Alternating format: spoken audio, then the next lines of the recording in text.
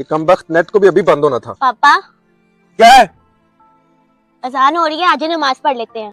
क्या है नमाज में? मैं नहीं पढ़ता, तुम खुद जाके पढ़ो। इसकी माँ तो मर गई पर मेरे सीने में बोझ बना के चली गई। आज इस पानी में जहर मिला के इसका काम तो तमाम करता हूँ मैं। या अल्लाह ताला मेरे पापा को भी नमाज पढ़ने की हिदायत अता कर। फातिमा बेटा, जी पापा। ये लो पानी पियो। शुक्रिया। पी ले बेटा पी ले, ये तेरी जिंदगी का आखिरी घूंट है।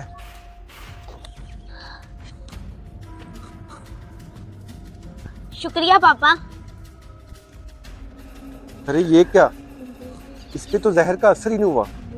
ऐसा करता हूँ खुद पीकर देखता हूँ।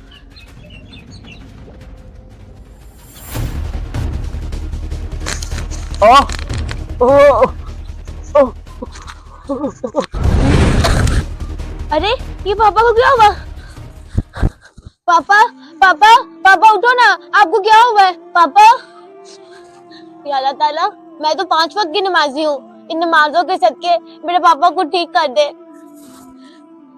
पापा या अल्लाह तेरा शुक्र है, तूने मेरी बेटी के सदके मुझे नमाज की अहमियत समझा दी। वीडियो अच्छी लगे तो शेयर लाजमी करें।